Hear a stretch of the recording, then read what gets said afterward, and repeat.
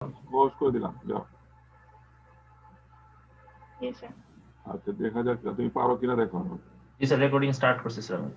দেখো জি sir, recording হচ্ছে sir. হচ্ছে? জি স্যার। আচ্ছা, ওকে, থ্যাংক ইউ। পরে তুমি অফ করে দিও, পরে continue, this meeting is being recorded. Okay. G sir.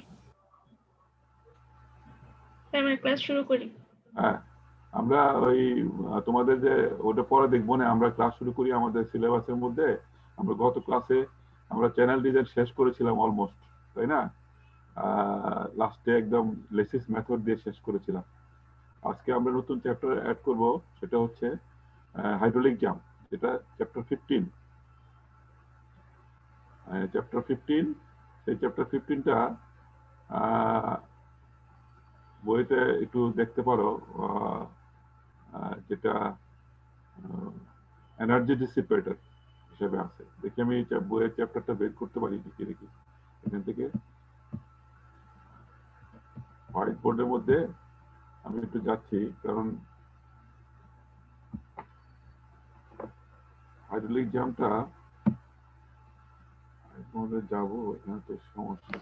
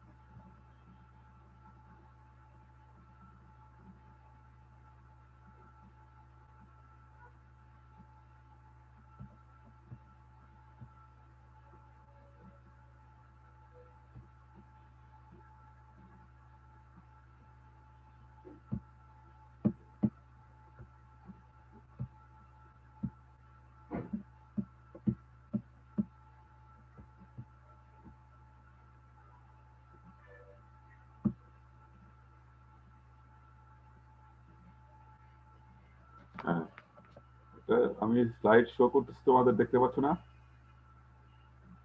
দেখতে পাচ্ছ জি স্যার, হাইড্রোলিক দেখতে জাম্প? পাচ্ছি। এই হাইড্রোলিক তোমার চ্যাপ্টার 15 ভেন্টিচের বইতে আছে, দেখবা। চ্যাপ্টার 15 এর মধ্যে hydraulic jump as a energy dissipator হিসেবে আছে। তো এখন আমি ইন্ট্রোডাকশন একটু বলতে যাচ্ছি। Due to excess kinetic energy when flood number is greater than 1, যখন পানির flood number তো জানো কিছু। flood number is a number which defines the type of the flow, whether the flow is subcritical, supercritical or critical. Chapter 1 এ আছে। যদি flood number বেশি হয়, greater than 1, that means it is supercritical flow. তো supercritical flow যখন হয়, it would be very high velocity এবং depth of flow is very low. যেমন flood number is equal to আমরা কি জানি? flood number হচ্ছে v square root of gy, হ্যাঁ, v square root of gy, v divided by square root of gy। তো velocity যদি কম হয়, বেশি হয় এবং ডেপথ যদি কম হয়, তাহলেই তো ফ্লোট নাম্বার বেশি হবে, একের থেকে বেশি হবে, তাই না? একের থেকে বেশি হলে এটা সুপার ক্রিটিক্যাল ফ্লো বলে। এখন যদি সুপার ক্রিটিক্যাল ফ্লো থেকে যদি ওটা সাব ক্রিটিক্যাল যেতে চায়, there will be hydraulic jump. এমন সবসময় তো সুপার ক্রিটিক্যাল থাকতে পারে না, তার কন্ডিশন যদি কোনো জায়গায় চেঞ্জ হয়ে যায়, ফ্লোর যেমন স্লোপটা চেঞ্জ হয়ে গেল, সে একটা টেইল ওয়াটার সাথে মিশলো, তখন কিন্তু সে কিন্তু ডাইরেক্টলি লাভ দিয়ে সে ওই ডেপথে চলে যাবে। সে এনার্জি লস করে একটা সাব ক্রিটিক্যাল হতে যাবে।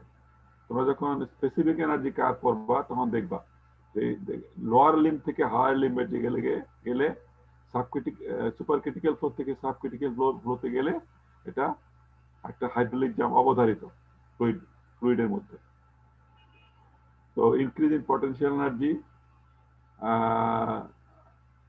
হাইড্রোলিক জাম্প হলে কি হবে, একটা পটেনশিয়াল এনার্জি এড হবে, ডেপথ বেড়ে যাবে। র্যাপিড ফলস কোথায় আমরা দেখতে পারবো এটা, যখন হঠাৎ করে ফল হয়, এটা কিন্তু একটা ড্রপ।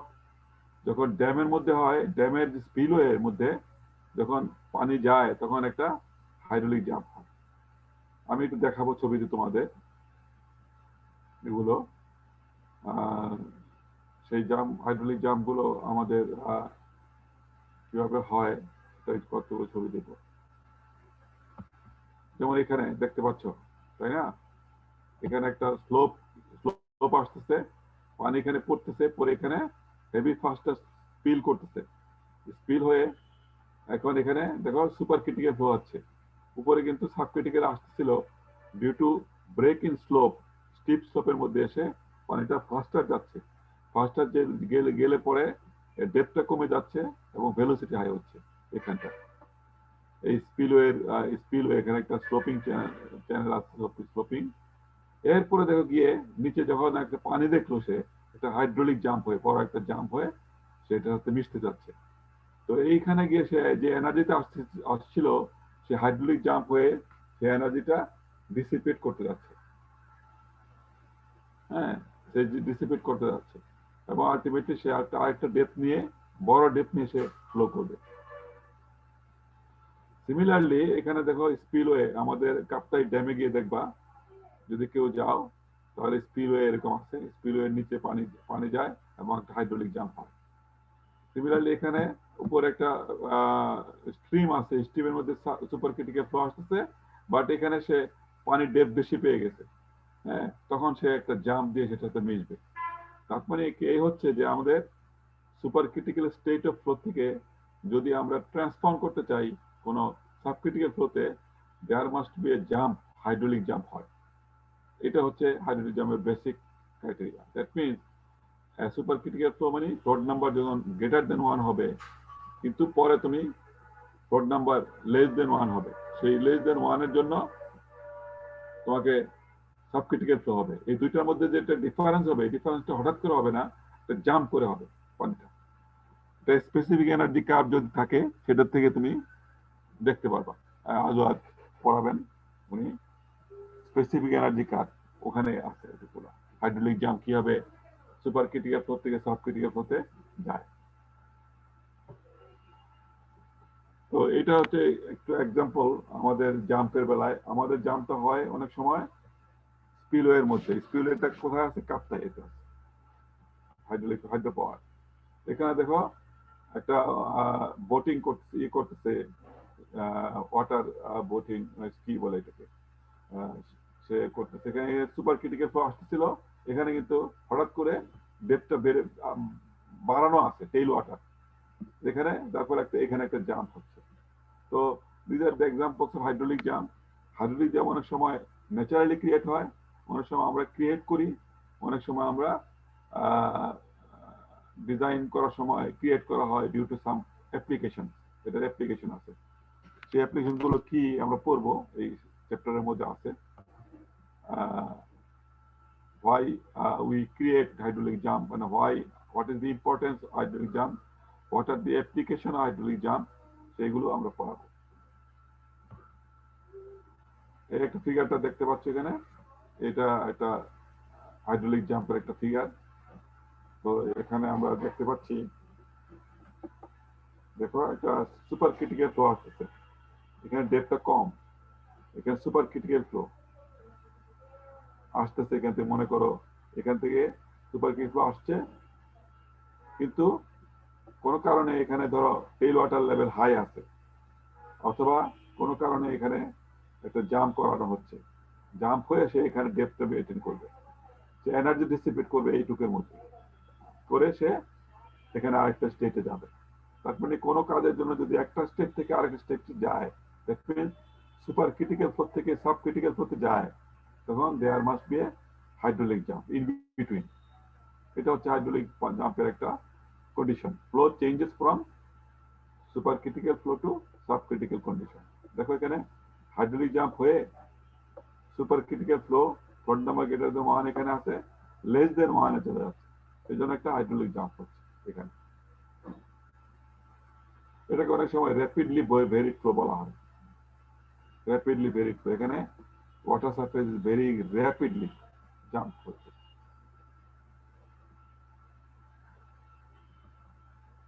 এটা বলছিলাম আর কি ফ্লোট নাম্বারটা এখান থেকে আমরা র্যাপিডলি ফ্লোর জন্য আমরা ফ্লোটা স্টেট অফ ফ্লোটা আমরা বুঝতে পারি ফ্লোট নাম্বার থেকে। এটা জাম্প হবে কি হবে না, যদি সুপার ক্রিটিক্যাল ফ্লো না হয় তাহলে তার জাম্প হবে না। সাবক্রিটিক্যাল ফ্লো হলে গিয়ে পরে গিয়ে কোনো জাম্প হবে না, উল্টা হবে, কোনো ড্রপ হতে পারে কিন্তু জাম্প হবে না। So flow must be super critical flow. এটাকে আমরা কিভাবে চেক করব, আমরা এই ফ্লোট নাম্বার দিয়ে চেক করব। ফ্লোট নাম্বারটা কি,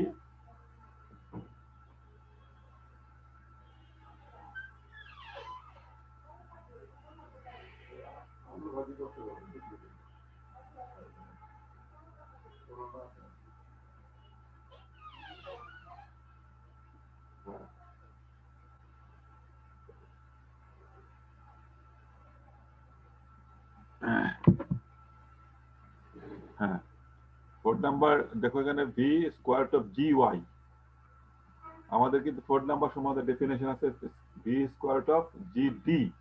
ডিটা হচ্ছে হাইড্রোলিক মিন ডেপথ, তাই না? এখানে কিন্তু ওয়াই দিয়ে ডেনোট করা হয়েছে। কেন? আমাদের চ্যানেল গুলো যদি ওয়াইড হয় তাহলে D is equal to Y আমরা ধরি, আর ইজ ইকুয়াল টু ওয়াই ধরি, আবার পার ইউনিট উইথে আবার D is equal to Y. বুঝতে পারছো? সেই জন্য এখানে ডেপ দিয়ে এটাকে সিম্পলিফাই করা হয়েছে।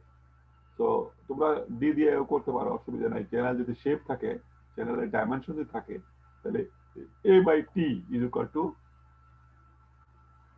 এ by T construction area divide by top width হচ্ছে ডি হাইড্রোলিক মিন ডেপথ।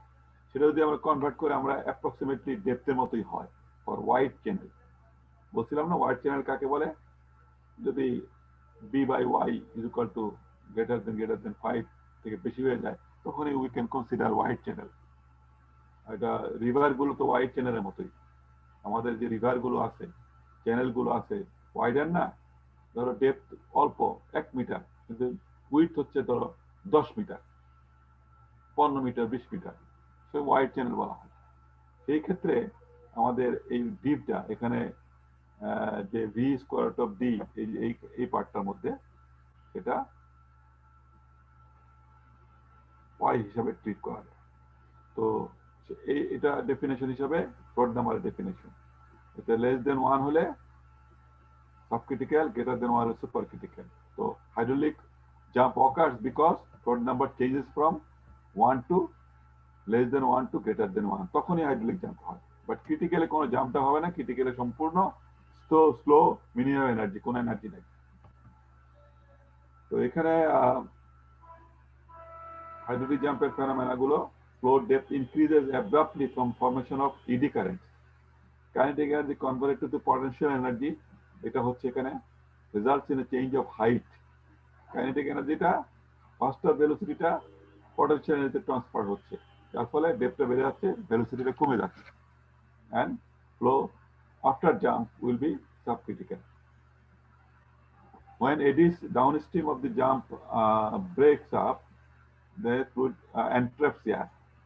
তো এখানে যদি জাম্পের ভিতরে কিন্তু এডি হয় এবং এটা এয়ার এন্ট্রেন করে, তখন দেখবো যে পানিগুলো কিন্তু ফেনার মতো হয়ে যাবে, সেটা সোয়েলিং এফেক্ট হয়, টার্বুলেন্স হয় বেশি, সেটা এয়ার এন্ট্রেন্ট হওয়াতে এরকম হয়। Fluid losses energy after jump, এটা এবং it is a leading many practical application. আমাদের জাম্প করাই কেন, প্র্যাকটিক্যাল অ্যাপ্লিকেশন কিছু আছে, সেটা আমরা পড়বো। এটা ফ্লুইড লসেস এনার্জি আফটার জাম্পের পরে এখানে যদি হেড যদি এইচ থাকে, এখানে লেস দেন এইচ হয়ে যায়, এখানে জাম্প হয়ে কমে যায়, এনার্জি লস হয় এখানে জাম্প হওয়াতে, হাইড্রোলিক জাম্প। তো সেই জন্য এটাকে বলা হয় অনেক সময় hydraulic jump is a one of the most important application, হচ্ছে it can be used as a energy dissipator। মানে এনার্জি কমানো চাচ্ছি আমরা যাচ্ছি না যে একটা ভেলোসিটি হাই ভেলোসিটি যাবে, বিকজ চ্যানেলের বটম এরকম হয়ে যাবে, সেজন্য don't want supercritical flow always. Some cases it must be supercritical, but it should be after flow uniform subcritical flow is basically practical application of subcritical uniform flow. এইরকম ভাবে এটা jump হয়ে যায় সাবক্রিটিক্যাল ফ্লো, এখানে subcritical flow পরে jump হয়ে super critical flow, jump হয়ে subcritical flow.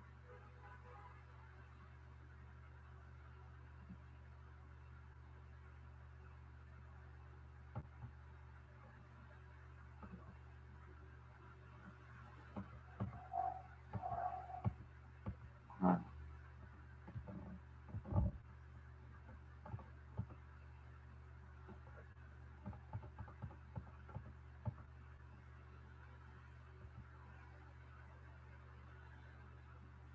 এবার হাইড্রোলিক জাম্পের যে অ্যাপ্লিকেশনটা সেটা আমি একটু যাচ্ছি দেখি কোথায় আছে এখানে অ্যাপ্লিকেশন অফ হাইড্রোলিক জাম্প।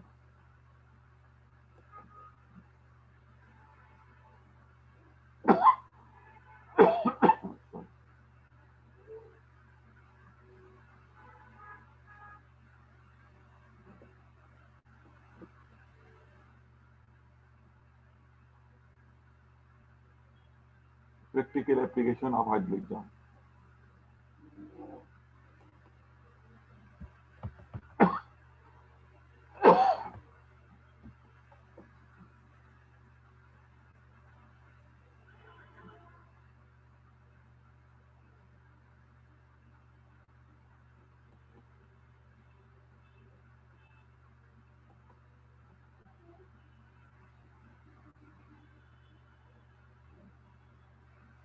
যে এখানে প্র্যাকটিক্যাল অ্যাপ্লিকেশনে তোমাদের বইতে দেখবা 8টা পয়েন্ট আছে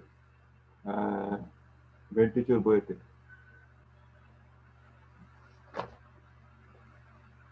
ভেন্টিচুর বইতে পেজ নাম্বার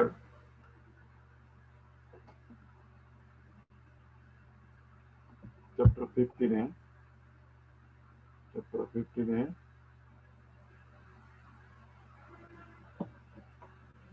পেজ নাম্বার 393 394 এ 8টা পয়েন্ট আছে দেখবা, এটা দেখো লিস্টিং আছে প্র্যাকটিক্যাল অ্যাপ্লিকেশন। আর্টিকেল 15(1) এই আছে, প্রথম পেজ থেকে আরম্ভ হয়েছে, পেজ নাম্বার 393। এখানে প্র্যাকটিক্যাল এক্সাম্পল আছে বইয়ের ভাবে সুন্দর করে দেওয়া আছে, একটু পড়বা, আমি একটু দেখাচ্ছি এখানে। এটা আবার বলবেন নাম্বারগুলি? পেজ নাম্বার প্লাস ওই যে কি বললেন যে এক্সাম্পল নাম্বার কি? চ্যাপ্টার 15 ভেন্টিচুর বইতে, এটা চ্যাপ্টার 15টা হচ্ছে hydraulic jump and its use as an energy dissipator। এখানে পেজ নাম্বার 393 এবং পেজ নাম্বার 394 এই দুইটা পেজের মধ্যে দেখবে প্রথমে অ্যাপ্লিকেশন দেওয়া আছে, 8টা পয়েন্ট আছে, 1 2 3 4 5 6 7 8। আমি ওগুলি ডিসকাস করছি একটু একটু করে। এখানে আছে দেখবা পয়েন্টগুলো আছে। তো মেইনলি এখানে প্রথমে দেখো, engineers design hydraulic jump to reduce damage of structure and the stream bed। কেন? যদি অনেক বেশি হাইড্রোলিক জাম্প হয়, ফাস্টার ফ্লো আসে, তাহলে কিন্তু এখানে ইরোশন হতে পারে। এজন্য এইভাবে ডিজাইন করা হয় যাতে এনার্জি ডিস্ট্রিবিউট করে পরে এটা সাব ক্রিটিক্যাল হতে যায়। এটা ইঞ্জিনিয়াররা অনেক সময় করে। Minimise erosion and scouring. Erosion বুঝো তো, বেড ইরোশন হয়, এবং স্কাওয়ারিং কাকে বলে? বেডের থেকে মাটি উঠাই নিয়ে যায়। সেটা মিনিমাইজ করার জন্য হাইড্রোলিক জাম্প ক্রিয়েট করা হয়, এবং হাইড্রোলিক জাম্প হয়ে গেলে এনার্জিটা অনেক লস হয়ে যাবে, দেন কোনো ফার্দার কোনো বেড ইরোশন এবং স্কাওয়ার হয় না। সেজন্য ইট ইজ ক্রিয়েটেড, 1 নম্বরে আছে যে এনার্জি ডিসিপেটর হিসেবে কাজ করতে হাইড্রোলিক জাম্পটা। এটা পার্সেন্ট অফ এনার্জি ডিসিপেশনটা অনেক সময় 60 to 70% হয়ে যায়। এখন কোথায় হয় হাইড্রোলিক জাম, যেটা আগে বলেছি, ড্যামের সুইচ গেটের নিচে হয়, কোন একটা স্লোপ চেঞ্জ হয়ে গেলে হয়, এবং কোনো কারণে সুপার ক্রিটিক্যাল ফ্লো হয়, পরে গিয়ে সাব ক্রিটিক্যাল হতে হবে, সেই কারণে হাইড্রোলিক জাম হয়, যেটা আগেই বলেছি। আদার অ্যাপ্লিকেশন গুলো আছে, যেটা recover pressure head and raise water level downstream of the canal. তোমার আমাদের সময় ডাউনস্ট্রিম অফ দ্য ক্যানেলের কোনো জায়গায় হেড যদি ওয়াটার লেভেল হাই থাকে, তাহলে সেই সব ক্ষেত্রে যদি পানি আগে থেকে লো হাইটে আসে, তাহলে তো ঠিক হবে না, এটা জাম ক্রিয়েট করাতে হবে। রিকভার হেড, হেড রিকভার করতে হবে। হেড মানে কি পটেনশিয়াল ডেপটা বাড়াতে হবে, because downstream water level is higher, that's why. তো দ্যাট মিনস এখানে আমরা বলতে পারি that we can raise the water level by creating a jump, hydraulic jump, এবং because there is a higher water level at the downstream side of the flow, এই জন্য raise of water level হতে হবে। যখন নিচের দিকে পানি upstream তো আগের পানি আসতেছে, ডাউন স্ট্রিম হলো পরে, ডাউন স্ট্রিম যদি কোনো কারণে ডেপ পারে, ডেল ওয়াটার লেভেল হাই থাকে, তাহলে তো ওইখানে গিয়ে মিশতে হবে তাকে। কিভাবে মিশবে? হাইড্রোলিক জাম্প হয়ে গিয়ে মিশবে। এই পরেরটা হচ্ছে maintain a high water level for irrigation and other water distribution purpose. ধরো একটা নিচের দিকে একটা ক্যানেল আছে, পরে হায়ার লেভেলে একটা ক্যানেল আছে, দুই লেভেলে আছে আর কি, একটা উঁচায় একটা নিচে আছে। তখন নিচের থেকে উপরে পানি নিতে গেলে একটু হাইড্রোলিক জাম্প করাতে হবে না? সেজন্য to maintain high water level for irrigation and other purposes, water distribution পারপাসে অনেক সময় চিন্তা করা হয় যে না, আমরা একটা ক্যানেল আসতেছে, এটাকে পরে ক্যানেলে গেলে একটু হাইতে যেতে হবে, তখন হাইড্রোলিক জাম্প ক্রিয়েট করাতে হয়। এরপর আসছে মিক্সিং কেমিক্যাল। অনেক সময় কেমিক্যাল মিক্স করার জন্য হাইড্রোলিক জাম্প ক্রিয়েট করা হয়।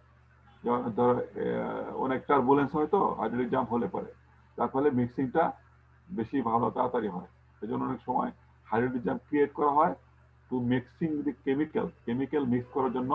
কেমিক্যাল প্ল্যান্টের মধ্যে, ওয়াটার পিউরিফিকেশন প্ল্যান্টের মধ্যে, ক্লোরিন মিক্সিং এর জন্য ওয়াটার ট্রিটমেন্ট প্ল্যান্টের মধ্যে অনেক সময় একটা হাইড্রোলিক জাম্প ক্রিয়েট করলে একটা মিক্সিংটা তাড়াতাড়ি হবে। Yes, to mixing the chemical in a chemical plant. Aerate water for city water supply. এরিয়েট করা হয় কেন? পানি অনেক সময় পানি ওয়াটার সাপ্লাই করার সময় তোমার বিওডি ইনক্রিজ করার জন্য অনেক সময় ওয়াটার ডিমান্ড, পানির মধ্যে ওয়াটার ডিমান্ড ইনক্রিজের জন্য এরিয়েশন করা হয়, দেখবা পরিষ্কার করার জন্য, ওয়াটার সাপ্লাই সিস্টেমের মধ্যে কোনো পিউরিফিকেশন করার জন্য এরিয়েট করা হয়। একটা চাকা দিয়ে বাতাস ঢুকানো হয় পানির মধ্যে, যার ফলে এটা তো একটা মেকানিক্যাল ডিভাইস, কিন্তু এরিয়েট করার জন্য হাইড্রোলিক জাম্প ইউজ করা হয় অনেক সময়, বিকজ এটার মধ্যে এয়ার অ্যান্ড ফ্রেম থাকে এবং টার্বুলেন্স থাকে, ইডি থাকে, বাবলস থাকে, যার ফলে এটা পানির কোয়ালিটিটা ইমপ্রুভ করে। Remove air pocket from the water to prevent air locking in water supply. অনেক সময় হাইড্রোলিক জাম্প থাকলে এটা এয়ার পকেটটাকে ডিস্টার্ব করে দেয়, এটা নষ্ট করে দেয়, সেটাও একটা পারপাস আছে।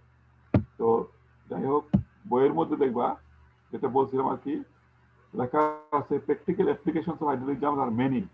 ইট ইজ ইউজড, এক নম্বর হচ্ছে to dissipate energy in flowing water over the dam. Sir বলো। স্যার লাস্টের তিনটা পয়েন্ট স্যার এখনো ক্লিয়ার না। লাস্টের তিনটা পয়েন্ট ক্লিয়ার না? কোনটা? কেমিক্যাল মিক্স, জি স্যার। আমি তোমাকে পরে শোনাচ্ছি। ধরো আমি একটা ওয়ান বাই ওয়ান পরে শোনাচ্ছি বইয়ের থেকে, বুঝছো? এটা তো আমি শর্টকাট এখানে মেরে দিচ্ছি। দেখুন তোমার বইয়ের মধ্যে যে আছে আমি পরে শোনাচ্ছি, কোনো কিছু না বুঝলে আমাকে বলবা, ঠিক আছে? জি স্যার। হ্যাঁ, এখানে বইয়ের মধ্যে পেজ নাম্বার 392 তে পরিষ্কার করে লেখা আছে, after application to dissipate energy in flowing water over dam, weir, and other hydraulic structure, and thus prevent scouring downstream from structure, এটা তো আমরা আগেই পড়েছি না, যেটা এনার্জি ডিফিউজ করে ফ্লোয়িং ওয়াটার, যাতে হাই ভেলোসিটিতে পানি না আসতে পারে এবং এটাতে স্কাওয়ার না হয়, হাইড্রোলিক স্ট্রাকচার ডিজাইন করার সময় লাগে এগুলো। এক নম্বর, এটা তো বুঝছো না? জি স্যার। আচ্ছা, 2 নম্বর হচ্ছে two recover head or raise water level on the downstream side of a measuring plume. কোন একটা প্লুম যদি থাকে অথবা কোন চ্যানেল যদি থাকে, প্লুম বলতে কিন্তু চ্যানেল, আর্টিফিশিয়াল চ্যানেল, এটাকে to recover head or raise water level, water লেভেলকে রেজ করার জন্য on the downstream side where the water level is high, সেটা আগেই বললাম না, রিকভার। আচ্ছা, এটা গেল 2 নম্বর, এটা বুঝছোই তোমরা, বোঝানো হচ্ছে 3 নম্বরটা আর কি। আচ্ছা, 3 নম্বরটা হচ্ছে 3 নম্বর যেটা টু ইনক্রিজ দেওয়া আছে weight of the apron, thus reduce uplift pressure under masonry structure। এই যে এখানে দেখবে যে অনেক সময় 3 নম্বরটা এখানে যেটা আছে, ধরো আমি যদি হাইড্রোলিক জাম্প ক্রিয়েট করি তাহলে কি হয়, ওয়াটার লেভেল বেড়ে যাবে না? ওয়াটার লেভেল বেড়ে গেলে ওটার কিন্তু ওয়েট বেড়ে যাবে না, পানির ওয়েট বেড়ে গেলে কিন্তু নিচে যে একটা থ্রাস্ট থাকে, আপলিফট ফোর্স থাকে অ্যাপ্রনের মধ্যে, হাইড্রোলিক স্ট্রাকচারের মধ্যে, সেটা রিডিউস হবে। সেটা আমি একটু ফিগার দিয়ে আকারে বুঝাই এখানে। এটা আমি হোয়াইট বোর্ডে যাই একটু, নাহলে তো সমস্যা। এটা বুঝতে গেলে হোয়াইট বোর্ডে আঁকতে হবে।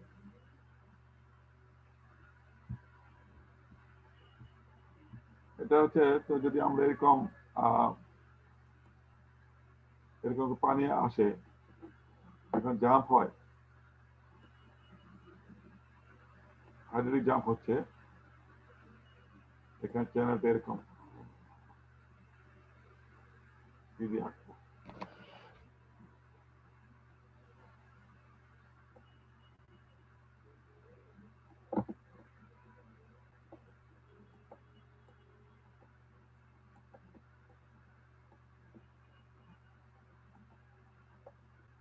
এখানে পানিটা, এখানে ধরো বটমটা হচ্ছে এরকম,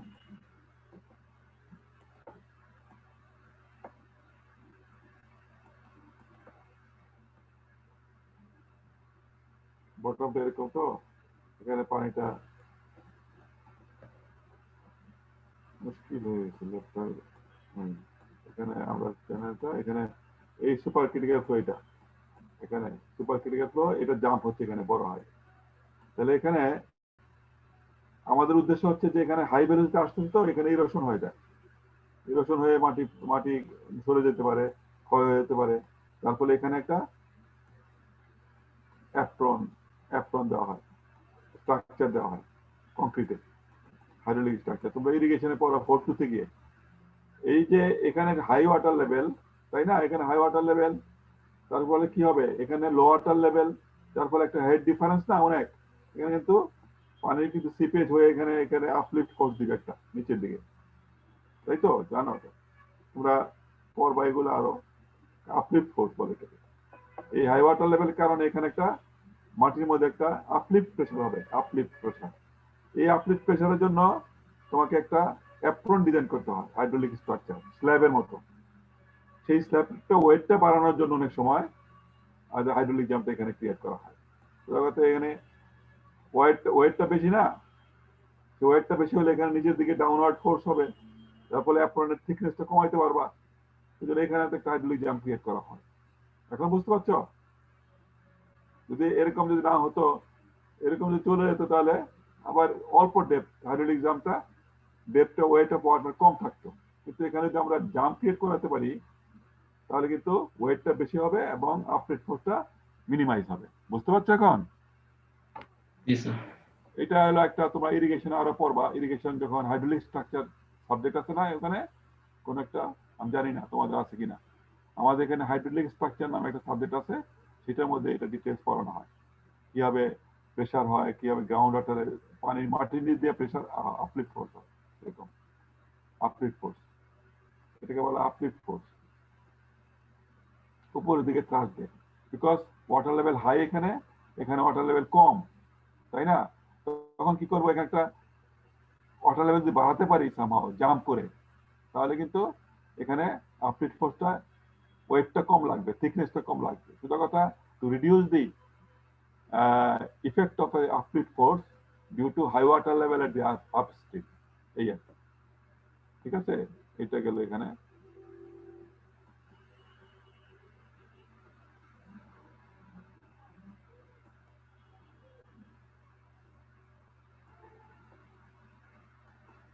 ওখানে যাই।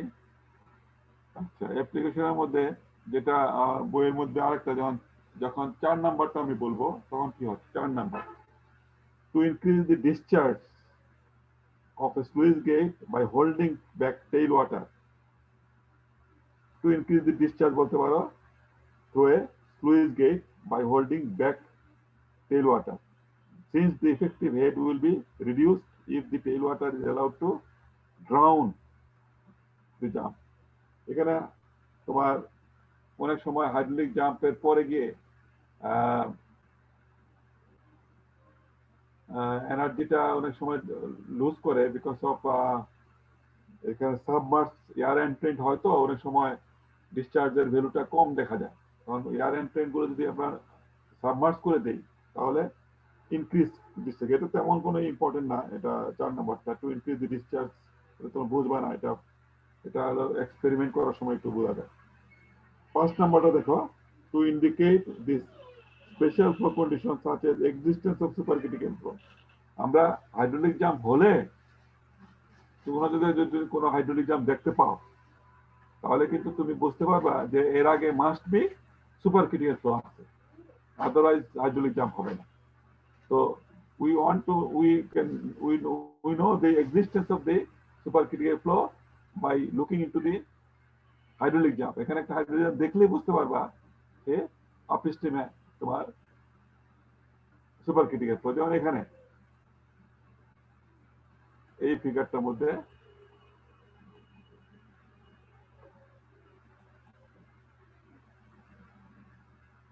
এখানে দেখবা, এখানে তার মানে কি, এখানে একটা জাম্প হয়েছে, তার মানে এখানে সুপারক্রিটিক্যাল ফ্লো আসতেছে।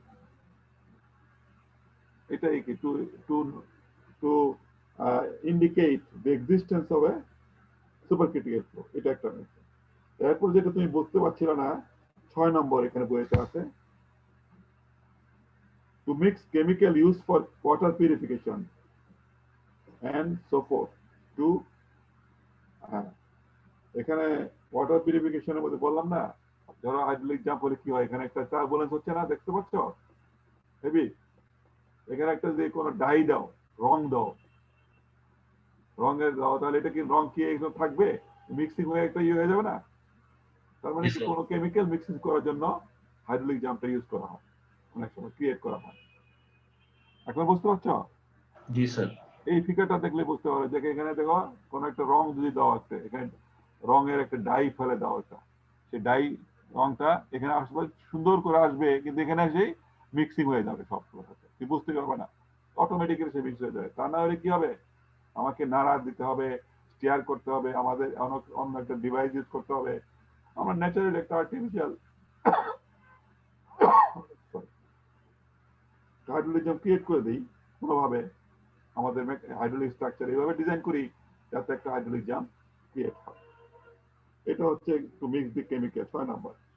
7 নাম্বার হচ্ছে to aerate water supply for city water supply. Aerate করা মানে কি, অনেক সময় দেখবা এরিয়েট করা কি ওইটার মতোই, মিক্সিং কেমিক্যালের মতোই,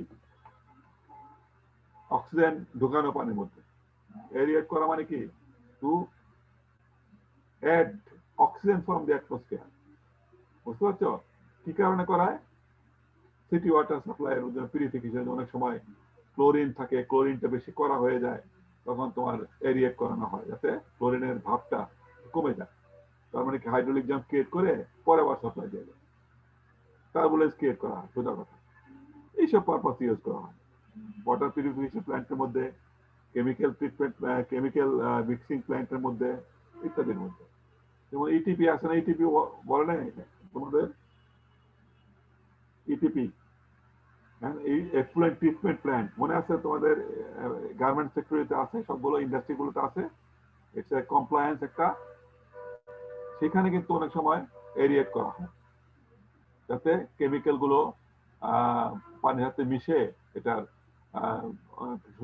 পানির বিওডি বাড়ানো হয় এরিয়েট করার জন্য, যাতে এটার ডাইলেশন হয়ে যায় কেমিক্যালটা। বুঝতে পারছো? দ্যাট মিন টু এরিয়েট, এরিয়েশন বলা হয়। এরিয়েশন ওয়ার্ডটা ডিকশনারি দেখো কিভাবে করে। তো লাস্টে হচ্ছে 8 number, to remove air pockets from water supply line and thus prevent air locking.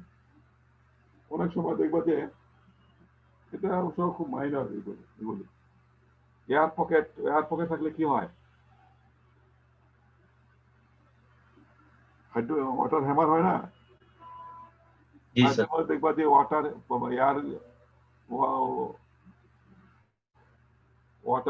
Air pocket ঢুকে গেলে কোনো সময় ঝিনঝিন আওয়াজ হয়, সেই আওয়াজটাকে ওয়াটার হ্যামার বলা হয়। ফ্লুইড মেকানিক্সে পড়ছো না? সেই ওয়াটার হ্যামারটাকে রিডিউস করার সময় আমরা যদি মনে করি যে এখানে এয়ার হচ্ছে, সেখানে কোনোভাবে যদি আমরা কোনো একটা পানির ফ্লোটাকে যদি একটা জাম্প ক্রিয়েট করে দিই, তাহলে এখানে এয়ার পকেট থাকবে না এবং এটা ফার্দার একটা হাই এনার্জিতে লুজ পকেটটা। এখন এয়ার পকেট হয় কেন? এটা আমি স্লো বললাম না, হাই ভেলোসিটি হলে কিন্তু, ফাস্টার ভেলোসিটি হলে কিন্তু সে ভেলোসিটি ফাস্টার হলে কিন্তু সে এয়ার এন্ট্রেন করতে পারে, কিছু যা মানে টার্বুলেন্স হয়, কোনো কারণে টার্বুলেন্স হয় সুপার ক্রিটিক্যাল ফ্লোর মধ্যে, কিন্তু এয়ার নিয়ে আসে, সেই এয়ারটা নিয়ে আসতে কিন্তু এয়ারটা কন্টেন করে থাকে। হ্যাঁ, দেখবা। কিন্তু পরে যখন এটা হাইড্রোলিক জাম্প হয়ে গিয়ে পরে আবার যখন যাবে তখন এয়ারটা থাকে না। তো প্র্যাকটিক্যাল তোমরা সেশনাল ক্লাসে করছিলাম, মনে আছে? হাইড্রোলিক জাম্পের সেশনাল করছো না তোমরা ল্যাবে? দেখছিলা? ওখানে কিন্তু পরিষ্কার ভাবে দেখা যায়। তো বাবেল গুলো, এয়ার পকেট গুলো থাকে না, পরে গিয়ে সুন্দর করে পানি যায়। আগে কিন্তু বেয়ার বাবেল থাকে জাম্পের আগে এবং জাম্পের মধ্যে। তো to remove the air pocket remove করার জন্য জাম্পটা ক্রিয়েট করতে হয়। এগুলি ছিল সোজা কথা এডি ক্রিয়েট করা, এনার্জি ডিসিপেট করা, সোজা কথা, এক কথা। তো 8টা পয়েন্টের মধ্যে মোস্ট ইম্পর্টেন্ট পয়েন্ট হচ্ছে কি, it will act as a energy dissipator. তার মানে কি, যে এনার্জি আসতেছে সেই এনার্জি যদি কম অনেক 60 to 70% এনার্জি লস করে ফেলানো যায় বাই কাইনেটিক এনার্জি থেকে পটেনশিয়াল এনার্জি কনভার্ট করার জন্য হাইড্রোলিক জাম্প ক্রিয়েট করা হয়, সোজা কথা। সেই জন্য এই বইয়েতে এই চ্যাপ্টারের নাম হচ্ছে হাইড্রোলিক জাম্প অ্যাজ এনার্জি ডিসিপেটার। বুঝতে পারছো? এই হচ্ছে 8টা অ্যাপ্লিকেশন বইয়েতে আছে, বইয়ের মধ্যে একটু দেখে নিও 8টা পয়েন্ট লিখে। আর এই শীটের মধ্যে আমি থেকে দিব, এগুলো সবই আছে, আমি তোমাদের দিয়ে দিব এগুলো পিডিএফ করে। স্যার 7 নাম্বার পয়েন্টে sir arid water supply sir লেখা আছে স্যার, ওটার কারণে স্যার এয়ার পকেটস ফর্মড হয় না sir? To aerate water for city water supply. হ্যাঁ, জি স্যার। কি বললা? স্যার ওটার জন্য কি কখনো স্যার এয়ার পকেটস ফর্মড হয়? হ্যাঁ, সিটি ওয়াটার সাপ্লাইয়ের মধ্যে তোমার সিটি ওয়াটার সাপ্লাই হলো পাইপের মধ্যে, তো এয়ার পকেট যাতে না হয় সেটা আমরা দেখি। কিন্তু অনেক সময় এরিয়েট করা হয় কেন? টু এরিয়েট, তুমি 7 নাম্বার কথা বলছো তো, এরিয়েট করা হয় যাতে পানি পিউরিফিকেশন করার জন্য ওয়াটার সাপ্লাইয়ের মধ্যে। তুমি দেখবা যে অনেক সময় যে কি বলে পুকুরের মধ্যে দেখবা পুকুরের মধ্যে যখন মাছের খাবার দেয় না, তখন কিন্তু একটা চাকা ঘুরে কি হয়, টার্বুলেন্স হয় না, পানিটা জাম্প হয় উপর দিকে নিয়ে আসে। জি স্যার। ওইখানে কিন্তু অক্সিজেন দেওয়া হয় পানির মধ্যে, যাতে মাছের খাবারটা বিওডি বেড়ে যায়। তো আমাদের এখানে কোনো কারণে যদি আমি ফ্লোর মধ্যে, চ্যানেলের মধ্যে কোনো হাইড্রোলিক জাম্প ক্রিয়েট করতে পারি এবং এটা কোনো এটার মধ্যে এয়ার ঢুকে যাবে এবং এটা যদি আমরা আমাদের পুকুরে ফেলতে পারি, অথবা ট্রিটমেন্ট প্ল্যান্টের জন্য আমাদের বিওডি, ট্রিটমেন্টে কি বিওডি বাড়ানো হয় কেন? যখন এটা পানিটা পলিউশন হয়ে যায় তখন কিন্তু দেখবা যে পানি খুব নাড়াচাড়া করা হয়, নাড়াচাড়া করার একটা পন্থা হচ্ছে এটাকে বাফল ফ্লো দিয়ে দিতে হয়, অথবা একটা চ্যানেলের মধ্যে গিয়ে আর একটা চ্যানেলের মধ্যে ফেলতে হয়, এবং হাইড্রোলিক জাম্প ক্রিয়েট করে এগুলি করা হয় আর কি। তুমি আরেকটা জিনিস এক্সাম্পল দেখতে পারো, তোমরা কি পাওয়ার প্ল্যান্টের কথা বলছিলাম না, thermal power plant, Siddhirganj, Ashuganj, জি সেইসব স্যার। পাওয়ার প্ল্যান্টে দেখবা যে ইনটেক চ্যানেল আছে এবং আউটলেট। থার্মাল পাওয়ার স্টেশনে প্ল্যান্টে তার কাজ করে, রেডিয়েটরের কাজ করে, সেটা কুলিং হিসেবে কাজ করে, এটা ডিসচার্জ চ্যানেল দিয়ে আবার ডাউন স্ট্রিমে চলে যায়। দেখছো কোথাও করা এগুলো? দেখবা এই সিদ্ধিরগঞ্জে আছে, শীতলা খাতে পানি নিয়ে আদমজি জুট মিল আছে না, ওর পিছন দিকে চ্যানেল আছে, দেখবা। আমি এই কাজের মধ্যে ছিলাম, ওই চ্যানেলটা ডিজাইন করার সময় আমাদের এগুলি কাজ করতে হচ্ছে, মডেলিং করতে হচ্ছে, হাইড্রোলিক জাম্প ক্রিয়েট করাতে হচ্ছে, যাতে তোমার এনার্জি ডিসিপেট হয় এবং টেম্পারেচার রিডিউস হয়। টেম্পারেচার রিডিউস করার জন্য এয়ার ঢুকলে কিন্তু টেম্পারেচার রিডিউস হয়, বুঝছো? সেটা একটা জি স্যার। অ্যাপ্লিকেশন, এখানে তো দেওয়া হয় নাই।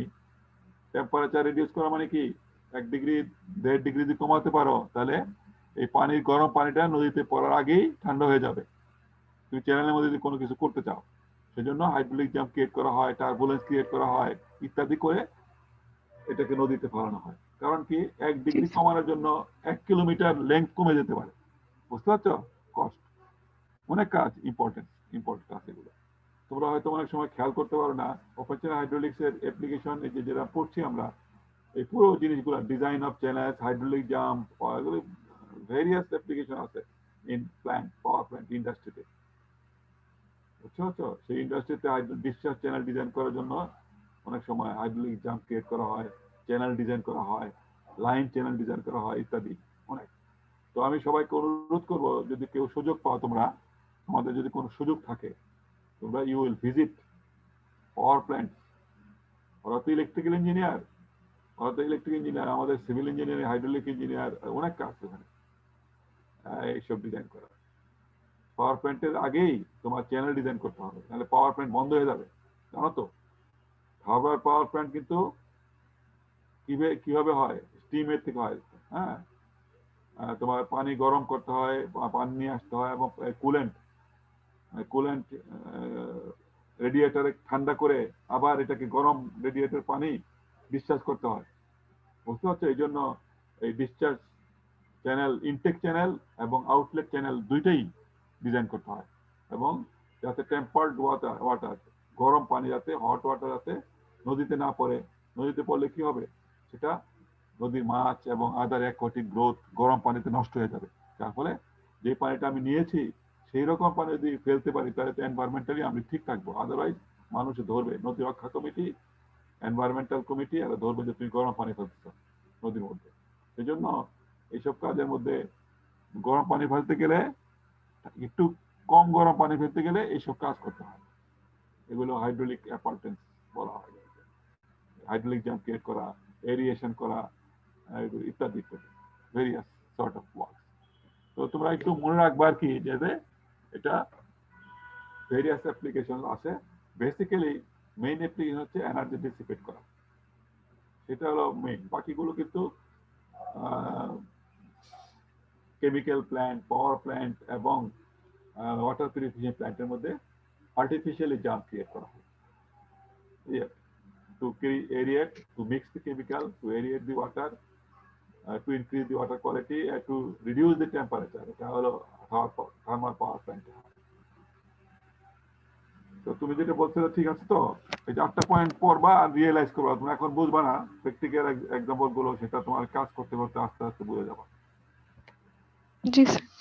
করে নিও আর কি, একটু 8টা পয়েন্ট আছে, লিস্ট করে একটা দুটা লাইন করে দিবা, পরীক্ষার মধ্যে দিই, তাহলে পুরো মুখস্থ না দিয়ে তোমার হয়তো বুঝাবা। জি স্যার।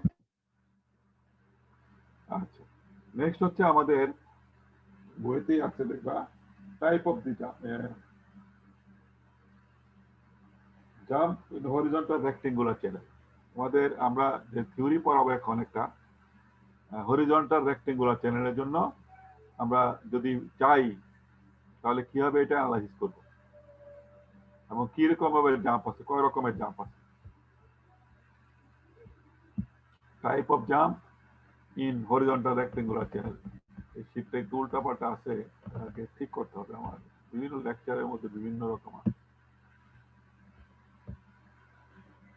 টাইপ অফ জাম্প, সেটা দেখি। টাইপ অফ জাম্প,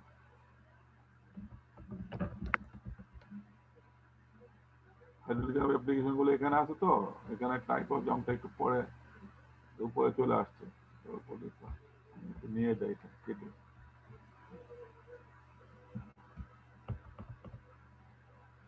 এটা লেকচারের থেকে আসছে, তো এটা কেটে নিতে হবে। কাট করো, কাট করলাম।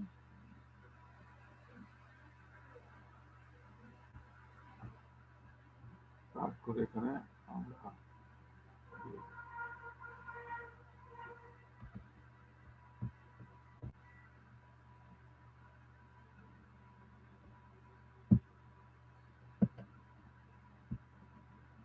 এখানে দিলাম। আমার টাইপ অফ দি জাম্পটা একটু আলাদা করে নিয়ে আসি, এটা কেটে।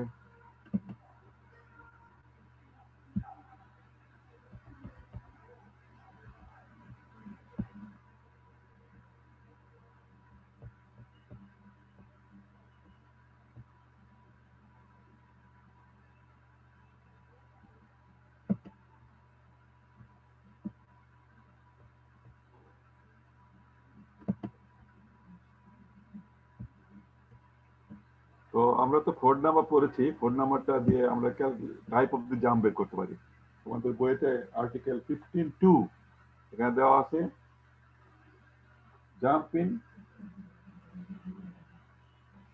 হরিজন্টাল রেক্টেঙ্গুলার চ্যানেলের মধ্যে জাম্প। কি কি জাম্প হয় এই স্লাইডটা দেখলে বুঝতে পারবো। Type of the jump,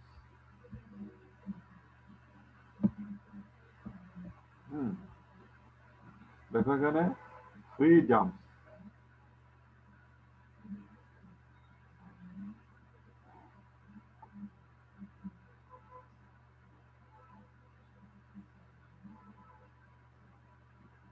free jump মানে লেস দেন 1 হলে is impossible because velocity second কি violates the second law of motion.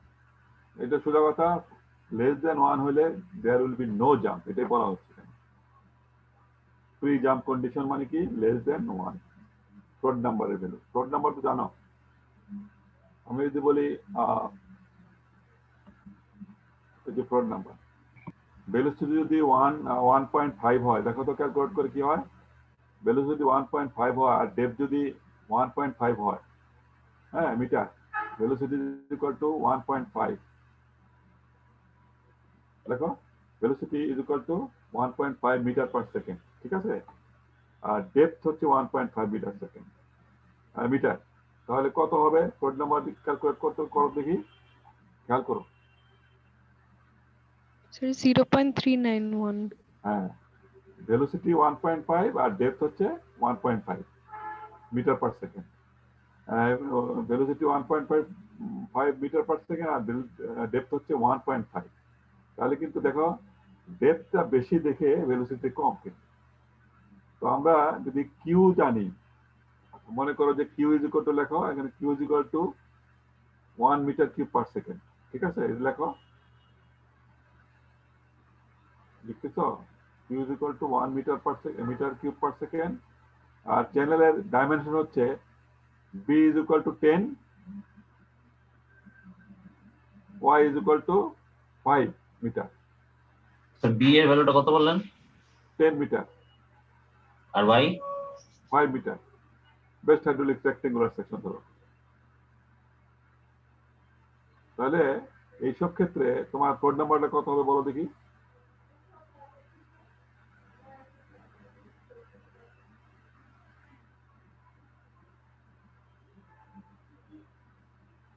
Q divided by area হলো ভেলোসিটি, আর ডেপথ হচ্ছে তোমার ডি হচ্ছে A by T. That means depth by করা code নাম্বারটা কত, what is the value of code number. If Q is equal to 1 metre cube per second, sorry 1 metre cube, B is equal to 10 metre বললাম নাকি, হ্যাঁ, এখানে বলে দেখো কি হয়, 50 metre cube metre square area, তাহলে 1/50 হলে কত হয়? ভেলোসিটি অনেক কম না? 0.02, জি স্যার। হ্যাঁ, 0.02 হইলে এখানে তুই বুঝতে পারবা। এখন এটা দিয়ে ফ্লোর নাম্বার কত হয় দেখো তো, অনেক কম। ভেলোসিটি কম এবং ডেপথ তো কম। ডেপথ কম না হলে বেশি নিচে তো বেশি ডেপথ এবং ভেলোসিটি কম, তাহলে ফ্লোর নাম্বার অনেক স্যার 0.003। 0.003 ফ্লোর নাম্বার, এটা কি অলমোস্ট ক্রিটিক্যালের মতো, সব ক্রিটিক্যাল ফ্লো, এখানে কোনো সময় জাম্প হবে না। এই ক্ষেত্রে আমরা ক্যালকুলেট করে বুঝতে পারি এই পসিবিলিটি আছে কিনা জাম্প হওয়ার। যদি সুপার ক্রিটিক্যাল ফ্লো না হয়, there is no possibility of jump। বুঝতে পারছো? সুপার ক্রিটিক্যাল ফ্লো মানে কি, গ্রেটার দেন 1 হতে হবে ফ্লোর নাম্বার, ইনকামিং ফ্লো। এই জন্য প্রথমটা হচ্ছে pre jump condition, floor number is less than 1 যদি হয়। এখন তোমার ক্যালকুলেশনের মধ্যে যদি কোনোভাবে জাম্প ফ্লোর নাম্বার যদি 1 to 1 হলে তো ক্রিটিক্যাল, 1 এর থেকে বেশি হতে হবে এবং 1.7 এর মধ্যে হয়, তাহলে এই জাম্পটা খুবই জাম্প, একটা এনার্জিটা লস হবে। দেখো জাম্পটার অবস্থা দেখো, ভেরি উইক জাম্প, একটা আন্ডুলেশন হচ্ছে, এটাকে বলা আন্ডুলার জাম্প। এবং এটা এনার্জি ডিসিপেট হবে 5%, হ্যাঁ 5% এর কম। এইসব জাম্প তো তেমন স্ট্রং জাম্প না, কিন্তু লাস্টেরটা জাম্প দেখো, লাস্ট একদম নিচেরটা ফ্লোর নাম্বার দেখো কত বেশি। বেশি হওয়া মানে কি, ভেলোসিটি হাই হবে আবার ডেপথ কম হবে। এই দেখো ডেপথ কত কম, এই ফিগারটা দেখলে বুঝতে পারো, ডান দিকে ডেপথ কম, ভেলোসিটি ইনকামিং ডেপথ কম। রোড নাম্বার 1 মানে কি, ইনকামিং 1 নাম্বার সেকশনে, এটা 1 নাম্বার সেকশন, এটা হলো 2 নাম্বার সেকশন। এটা হলো বিফোর জাম্প, এটা হলো আফটার জাম্প। আফটার জাম্প হলো y2 বলা হয়, আর বিফোর জাম্প হলো y1 বলা হয়। তো y1 দিয়ে যেটা হবে ফ্লোর নাম্বার, সেটা দেওয়া হবে। ভেলোসিটি 1, এখানে ভেলোসিটি 1 আর এখানে ভেলোসিটি 2। ভেলোসিটি 1 আর y1 যখন হবে, তখন যে ফ্লোর নাম্বারটা হবে সেটাই ফ্লোর নাম্বার 1। এটা দিয়েই তুমি চিন্তা করবা যে whether the flow is sub critical or super critical. এটা যে অবশ্যই অনেক বেশি হবে, এটা super critical flow, very high strong jump. দেখো কত বড় স্ট্রং জাম্প, খুব বেশি জাম্প, স্ট্রং জাম্প এটা। সেই জন্য এইসব দিয়ে এটা ইউএসবিআর ক্লাসিফিকেশন বলা হয়। প্রত্যেকটা জিনিসের নাম আছে এখানে, type of the jump, undular jump, weak jump, oscillating jump, steady jump, strong jump. এটাকে বলা হয় আর্টিকেল 15(3) তে, কিন্তু এটা আছে বইতে, দেখো পেজ নাম্বার 195 এ, সরি 395 এ। বুঝতে পারছো? 395 পেজের মধ্যে এই ফিগারও আঁকা আছে এবং সবকিছু বলা আছে, বাট এই স্লাইডের মধ্যে সুন্দর করে ডেসক্রিপশন আছে, একটু ডেসক্রিপশন গুলো বুঝবা, এবং এনার্জি কত লস আছে হবে সেটাও কিন্তু বলা দেওয়া আছে, কিন্তু বইতে কিন্তু এতটা নাই। আর্টিকেল 15(3) তে টাইপ অফ দি জাম্প। তো এখানে পড়ে দেখো যে স্ট্যান্ডিং জাম্প, স্ট্যান্ডিং ওয়েভ হয়, এবং উইক জাম্প হচ্ছে 1.7 থেকে 2.5। কথা বলে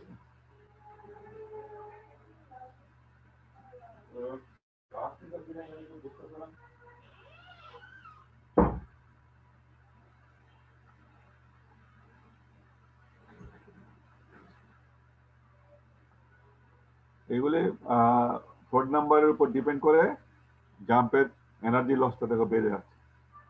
দেখো ফ্লোর নাম্বার যত বেড়ে যাচ্ছে, রেঞ্জটা, জাম্পটা অসিলেটিং জাম্প স্টেডি থেকে স্ট্রং হচ্ছে, এবং করসপন্ডিংলি কি রকমের প্যাটার্নের জাম্প হবে এক্সপেরিমেন্ট করে তুমি দেখতে পারো।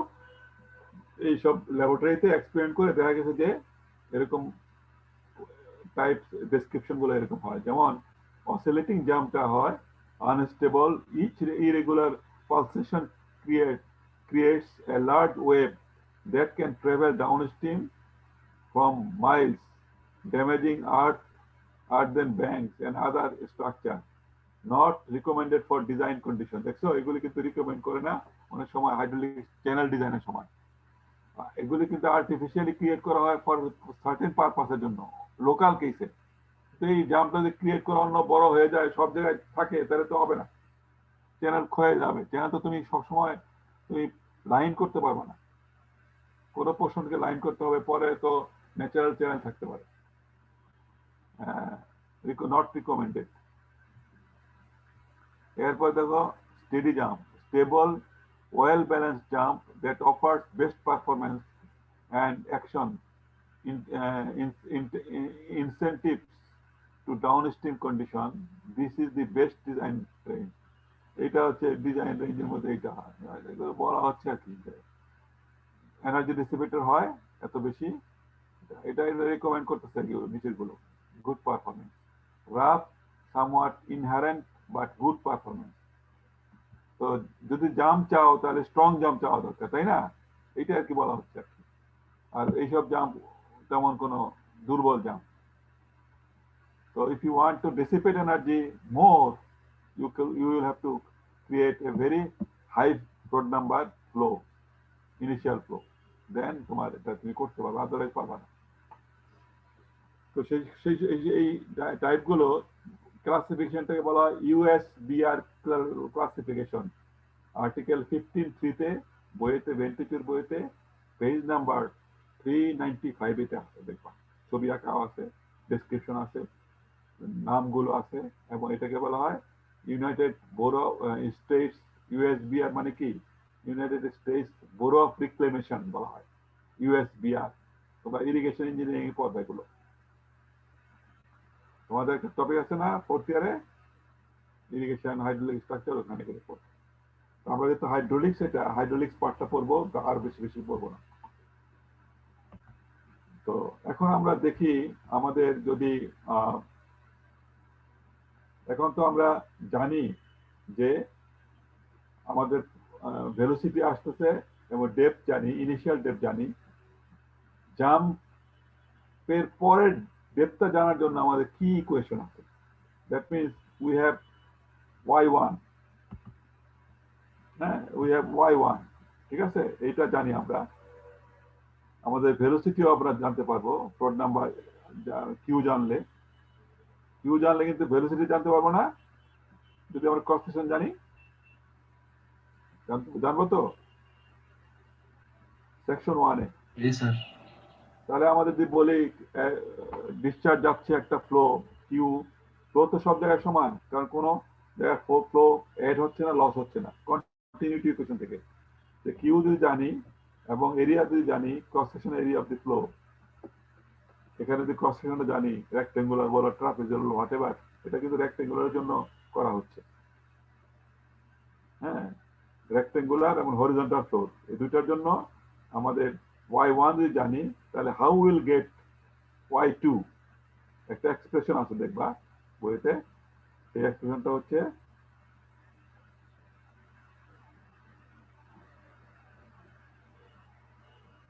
কই গেল, ইকুয়েশন নাম্বার 321 চ্যাপ্টার 3-তে আছে।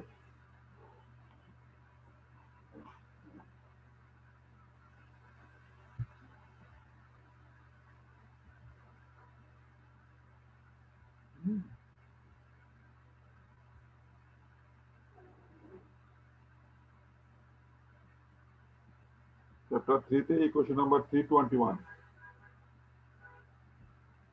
এটা হচ্ছে যদি আমরা হাইড্রোলিক জাম্পের ইনিশিয়াল ডেপথ জানি, দ্যাট মিনস আমরা y1 জানি এবং আমরা এটা ফ্লোট নাম্বার জানি, তাহলে আমরা একটা ইকুয়েশন আছে, সেই ইকুয়েশন থেকে আমরা বের করতে পারি y2টা কত হবে। দ্যাট মিনস y2টাকে বলা হয় y1 এর second depth, SEQUENT, second depth. এটা একটু ফিগারটা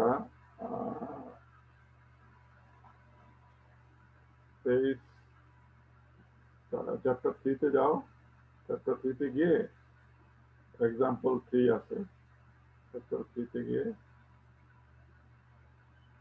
এক্সাম্পল 3.3 পেজ নাম্বার 56 বুঝতে পারছো? বইটা আছে তোমাদের সাথে? জি স্যার। দেখো পিডিএফ ফরম্যাট আছে না? পিডিএফটা বই আছে, অনলাইনেও আছে, আমার কাছে আছে, এটা আমি বের করতে পারবো। পিডিএফটা অর্থাৎ বইতে 56 পেজের মধ্যে এক্সাম্পল 3.3 আছে। 3.3 এর মধ্যে ইকুয়েশন নাম্বার 321 ডিরাইভ করে দেওয়া আছে, বুঝতে পারছো? সেই ইকুয়েশন 3 নাম্বারটা হচ্ছে 321 পেজ নাম্বার 56 এ। এই ইকুয়েশনটা দেখো চ্যাপ্টার 15 তে চলে গেছে আবার। বইটা এমন সুন্দরভাবে লেখা, পেজ 95 395 এও আছে, চ্যাপ্টার 15 এও আছে, ইকুয়েশন 321 দিয়ে আছে, বাট এটা ডিরাইভেশনটা দেওয়া আছে পেজ 56 এ, চ্যাপ্টার 3 এ। ঠিক আছে?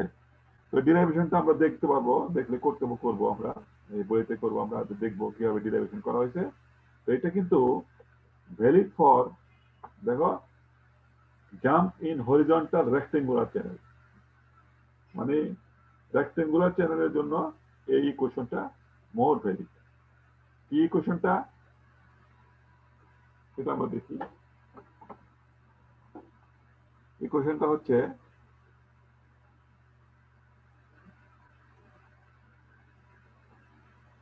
এই ইকুয়েশনটা,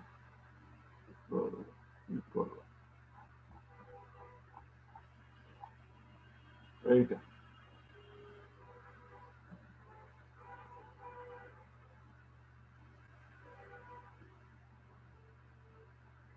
এই y2 by y1 equal to 1 square root of float number 1 square, মানে এটা ভালো করে দেখিয়ে দিই আমি, তোমাদের লেখাটা হয় না এখানে বইতে। দেখছি ইকুয়েশনটা, খেয়াল করতেছো কোনটা? জি স্যার, দেখছি স্যার। এই ইকুয়েশনটা হচ্ছে, আমরা মনে রাখবো কিন্তু এটা খুব ফ্রিকোয়েন্টলি ইউজ হয় ক্যালকুলেশনের জন্য। y2 divided by y1, দেখো y2 divided by y1 equal to half bracket square root of 1 plus 8 float number square, square root বাদ মাইনাস 1 ব্র্যাকেট।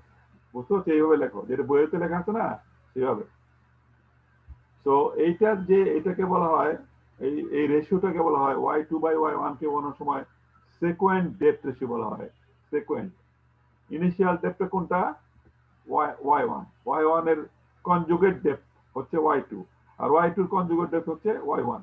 তোমার স্পেসিফিক এনার্জি কার্ভ আছে না, দেখো নাই? চ্যাপ্টার 3 তে দেখবা আছে, চ্যাপ্টার 4 মনে হয় ডক্টর আজ পড়াবে, ওখানে আছে স্পেসিফিক এনার্জি ইকুয়েশন। সেখানে নিচের ডেপ্থটা হলো সুপার ক্রিটিক্যাল ডেপ্থটা হচ্ছে y1 এবং y2টা হচ্ছে সাব ক্রিটিক্যাল ডেপ্থ। বুঝতে পারছো? আফটার জাম্প হচ্ছে y2, বিফোর জাম্প হচ্ছে y1।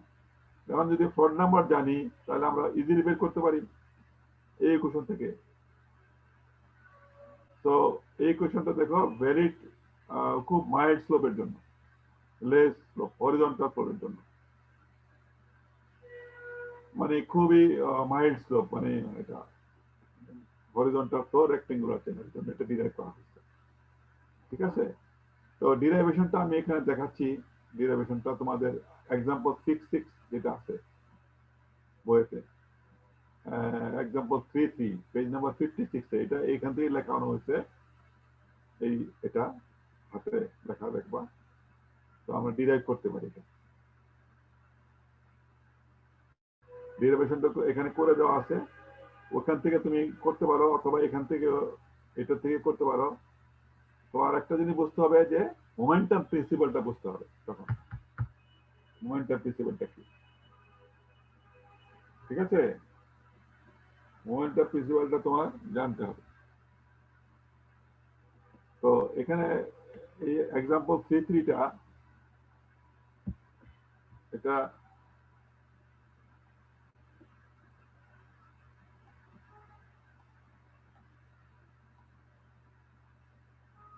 এই ইকুয়েশনটার ডিরাইভেশনটা এখানে হাতে করে দেওয়া আছে, অথবা বইতে পেজ নাম্বার 56 করে দেওয়া আছে, একটু দেখবা। হ্যাঁ, ঠিক আছে? দেখতে পারবে না কিভাবে করে দেওয়া আছে? জি স্যার, জি স্যার। আমরা নেক্সট ক্লাসে আমরা আলোচনা করবো না। আজকে কয়টা বাজে দেখো তো? স্যার 12:42। 42। আমরা আরো ক্লাস নিয়ে একটু এটা শেষ করে দিই। দেখো এখানে ওই ওই চ্যাপ্টারে গেলে মোমেন্টাম প্রিন্সিপাল পড়াতে হবে আমাকে। মোমেন্টাম প্রিন্সিপাল তো জানোই, মোমেন্টাম প্রিন্সিপাল থেকে আসে এগুলো। আমি এটা আর একটু সামনে যাই, দেখি। এই দেখো এখানে একটু খেয়াল করো, ডিরাইভেশন করে দেওয়া আছে কনজারভেশন অফ মোমেন্টাম। দেখতেছো এখানে? এখানে জি দেখো sir. m1 m plus m2 is equal to all external forces will be balanced by the internal forces. এটা তো momentum principal. F is equal to m না? জি sir. All forces must be balanced by the moment change of rate of change of momentum. এখানে তাই করা হয়েছে। এখানে দেখি আমরা ফার্স্টে এই দেখুন এই স্লাইডগুলো, এই স্লাইডটা মধ্যে এখানে বইয়েতে ডিরাইভেশন এরকম ভাবে করে দেওয়া নাই, তো মোমেন্টাম প্রিন্সিপাল থেকে নিয়ে আসছে ডাইরেক্টলি। তো আমার এখানে ডিরাইভেশন করে দেওয়া আছে, তোমরা এটাও দেখতে পারো, বইয়েতেও আছে করে দেওয়া। বাট বইয়েতে এক্সাম্পল 333 স্পেসিফিক মোমেন্টাম দিয়ে করে দেওয়া আছে। স্পেসিফিক মোমেন্টাম কি? এটা হচ্ছে মোমেন্টাম প্রিন্সিপাল থেকে আসে। স্পেসিফিক মোমেন্টামটা হচ্ছে এই ইকুয়েশনটা, দেখতে পাচ্ছ? এই ইকুয়েশনটা q square divided by ga plus z bar a1 equal to q square divided by ga2। a2 মানে এই 2 নম্বর কি বলে y2 এর এখানে কোএফিসিয়েন্টটা, যেখানে ডেল বেড়ে গেল, আর এখানে z2 a2। তাহলে এই পার্টটাকে বলা হয় স্পেসিফিক মোমেন্টাম। তোমাদের বইয়েতে পেজ নাম্বার 54 এ 55 এগুলি ডিরাইভ করে দেওয়া আছে। যাই হোক, আমরা একটু দেখি, আমরা ডিরাইভেশন দেখবো এখান থেকেই, যেখানে থাকুন এখন আমরা দেখি কি হয়। এই যে এখান থেকে m1 বলতে কি বোঝাচ্ছে? m1 মোমেন্টাম আর m2 হচ্ছে মোমেন্টাম। এখানে অল এক্সটার্নাল ফোর্স মানে কি? এখানে যে পানির যে ফোর্সটা হলো yp1 প্রেসার ফোর্স, এটা ঠিক আছে। আর এখানে প্রেসার ফোর্স হচ্ছে এটা f2। এখানে ফ্রিকশন স্লোপ, এখানে একটা ফ্রিকশন fs, এগুলি আমরা 0 ধরেছি। তো এই শুধু আমাদের এখানে পানির ওয়েটটাও ধরা হয় নাই। তো এই সবগুলো মিলে ultimately m1x m2x m1 f2x fp2x, এখানে হাইড্রোস্ট্যাটিক ফোর্সটা আছে, আর এখানে হাইড্রোস্ট্যাটিক ফোর্সটা, আর ওয়েটটা তো এখানে ওয়েট তো কম্পোনেন্টটা ভার্টিক্যাল, তো এটার কম্পোনেন্টটা নেগলেক্ট করা হয়েছে। তো m1টা কি? মোমেন্টাম র কিউভি। জানো তো মোমেন্টাম কি? র কিউভি না? মোমেন্টাম প্রিন্সিপালটা। জি স্যার। র কিউভি কে আমরা যদি কিউ কে আমরা ভি এর আবার লিখি, তাহলে তো ভি স্কোয়ার বাই এ হয়। হ্যাঁ, ভি স্কোয়ার এ হয়। কিন্তু এই 2 তে গিয়ে আবার 2 দিয়ে হবে, v2 a2 হবে। তো এইগুলো যদি আমরা বসাই তাহলে আমাদের শুধু এই পার্টগুলো থাকে। এই পার্টটা কি? এখানে আমরা যদি আমরা আরো একটু ডিরাইভ করি, তাহলে এইভাবে আমরা এটাকে সাবস্টিটিউট করতে পারি। p1টার বদলে আমরা কি লিখতে পারি? p1 বার p dy2 এভাবে লিখে আমরা এটাকে সাবস্টিটিউট করতে পারি। এবং এটাকে যদি আমরা in terms of specific force লিখতে চাই, তাহলে এইটাকেই, এই ইকুয়েশনটাকে আমরা পরে দেখবো যে এই ফর্মে রাখি, জেড বার দিয়ে y বাই 2 y1 বাই 2 মানে কি? সেন্টার অফ না, সেন্টার অফ গ্রেভিটি না সেকশনের, সেই জন্য এটা y1 বার হয়েছে। এখানে y2 বাই 2 হবে, সেই জন্য y2 বাই জেড বার 2 হয়েছে। তো যাই হোক, এগুলো আমরা এখানে দেখি কিভাবে করা হয়েছে। এই কোশ্চেনটা কিন্তু আগের ওই কোশ্চেনটার মতোই স্পেসিফিক এনার্জি ফর্মে নিয়ে আসছে, স্পেসিফিক মোমেন্টাম। এটা বইতে দেখবা পেজ নাম্বার 54। 54 এ তো আছে 55 56 এ 55 এ হ্যাঁ 53 তে স্পেসিফিক ফোর্স, এরপরে এটা ডিরাইভ করে দেওয়া আছে। দেখো দেখো একটু, হ্যাঁ এভাবে দেওয়া আছে। Article 737 specific force momentum principal, এটাকে আজও আর পড়াবে না এগুলো, অথবা তোমাদের পড়াইছে মনে অলরেডি নাকি পড়ার নেই। তো স্পেসিফিক মোমেন্টাম স্পেসিফিক চ্যাপ্টার 3 থেকে আর্টিকেল 37 থেকেই তুমি স্পেসিফিক ফোর্সটা কি এটা দেখবা। ইকুয়েশন নাম্বার 318, আর 318 দিয়ে ডিরাইভ করা হয়েছে 321 আমাদের ইকুয়েশনটা দেখবা পেজ নাম্বার 56 এ করে দেওয়া আছে। এটা এখানে করে দেওয়া আছে, শীটের মধ্যে আমার হাতে লেখা এখানে করে দেওয়া। ঠিক আছে, আমি ওখান থেকে উঠানো হয়েছে, আমার স্টুডেন্টকে দিয়ে আমি উঠাইছি। তো দেখো এখানে ডিরাইভেশনটা পারবা না দেখে দেখে করতে করতে আলটিমেটলি এই পেজ এবং পরের পেজে গিয়ে আর এখানে y1/2 করা হলো কেন? হ্যাঁ, sir z1 bar equals to y1/2 করা হলো কেন? কোন জায়গায় এটা 2 বলতে Z1 বার বলতে কি বোঝায়? এটা সিজি না, বার সেন্টার অফ গ্রেভিটি, এই সেন্ট্রয়েড অফ দিস এরিয়া। পেরেছি। মেকানিক্সটা পড়ো নি?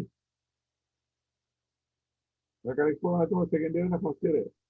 জি স্যার বুঝতে পেরেছি। একটা বুঝতে পেরেছো? সেন্ট্রয়েড অফ দিস এরিয়া, এটা y/2 দিয়ে রাখা যায়। আমি তো ওগুলো পছন্দ করি না, আবার ভাট দিয়ে করবো কেন, আমি y2/1 দেখে দেবো, তাই না? এটা একটা ফর্মে নিয়ে আসছে, বুঝছো? এটা বোঝার জন্য জেড বার বলতে y1/2, z/1, 2 বলতে y2/2 half of this area, তাই না? সেন্ট্রয়েড না বোঝা এখানে অর্ধেক, জেড y2/2 হচ্ছে জেড বার, এটাই। আর এরিয়া তো বুঝতে পারছো, a1 b constant y1, a2 হচ্ছে b y2, q হচ্ছে একই রকম v1 a1 v2 a2। এখন এগুলো যদি বসিয়ে দাও পরে আলটিমেটলি এই ফর্মে আসে, এবং আমরা এভাবে যদি সলভ করলে দুইটা রেশিও আলটিমেটলি দেখা যায় একটা কোয়াড্রেটিক ইকুয়েশন ফর্মে আসে। এই যে কোয়াড্রেটিক ইকুয়েশন ফর্মে আসে এই ফর্মটা, y2/1 square plus y2y1 minus 2 floor number square, এই ফর্মে চলে আসে ইকুয়াল টু 0। এটা কোয়াড্রেটিক ইকুয়েশন, যে এটাকে y2/1 কে বলা হয় কি সেকুয়েন্ট ডেপথ রেশিও অথবা কনজুগেট ডেপথ রেশিও। আমি সেকুয়েন্ট ডেপথ রেশিও প্রেফার করি, সেকুয়েন্ট SEQUENT সেকুয়েন্ট ডেপথ রেশিও। তার মানে হাইড্রোলিক জাম্পের পরে যে ডেপথটা হবে এটা হচ্ছে ইনিশিয়াল ডেপথ, যেটা y1 এর সেকুয়েন্ট ডেপথ। এই দুইটা রেশিওটাকে সেকুয়েন্ট ডেপথ রেশিও বলা হয়। y2/1 ইজ এ রেশিও না, ইনিশিয়াল ডেপথ এবং ফাইনাল ডেপথ। ফাইনাল ডেপথটাকে আফটার জাম্প ডেপথটাকে বলা হয় সেকুয়েন্ট ডেপথ বলা হয়। তোমাদের বইতে নাই অবশ্য, SEQUENT অথবা কনজুগেট ডেপথ, একটা আরেকটা কনজুগেট ডেপথ, অল্টারনেট ডেপথ এগুলো। তো যাই হোক, y2/1 এর ভ্যালুটা আমরা ইজিলি পেয়ে যাই কোয়াড্রেটিক ইকুয়েশন সলভ করে। ঠিক আছে, আমাদের ওইখানে করে দেওয়া আছে, এখানেও করে দেওয়া আছে, যেভাবে ডেরিভেশনটা দেখবা। এখন যদি আমি একটা তোমাদের প্রবলেম দেই, ও এর আগে আরেকটা জিনিস করে নিই, এনার্জি লস। এনার্জি লসের ইকুয়েশনটা কিভাবে আমরা পাবো? এনার্জি লসটা আবার উই ক্যান ডিরাইভ, বিকজ আমাদের একটা ইকুয়েশন আছে যেটা আর কি আমরা একটু আগে পড়লাম, ইকুয়েশন নাম্বার 321, যেটা সিকোয়েন্ট ডেপথ রেশিও আমরা বের করতে পারি। সেটা দিয়ে সেটা যদি জানি তাহলে আমরা we can also derive head লসের অ্যামাউন্টটা। Head loss is equal to y2 minus y1 to the power cube for y1 y2, এটা দিয়ে বের করতে পারি। তো এটা কিভাবে ডিরাইভ করা হলো সেটাও ডিরাইভ করে দেওয়া আছে। আবার যদি আমরা চাই, আমরা বুঝতে চাই, তাহলে আমরা বুঝতে পারবো, কোনো অসুবিধা নেই। এখন ডেপথ অফ দি জাম্প কত হবে, height of the jump. Height of the jump হলো difference of y2 and y1, তাই না? y2 minus y1 কে হাইট অফ দি জাম্প। তোমরা তো সেকশনাল ক্লাস এগুলো পড়েছো। লেন্থ অফ দি জাম্প হচ্ছে 4 to 6 টাইমস y2। এই যে এরকম ভাবে পাওয়া। তাহলে এই যে ডিরাইভেশনটা, আমরা যে এনার্জি লসের যে ডিরাইভেশনটা পাবো, এটা করতে হবে। এনার্জি লসে সেটা আমাদের এখানে আছে। আমরা আগে যাই। এনার্জি লস,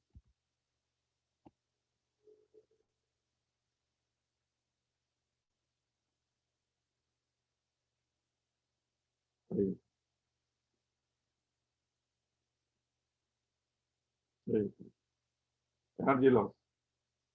এনার্জি লসটা ইজ ক্যালকুলেটেড ইকুয়াল টু, দেখো কিভাবে করা হয়েছে। এনার্জি লস বলতে কি বোঝায়? E1 মাইনাস E2 না, এনার্জি এট 1। এনার্জি বলতে কি বোঝায়?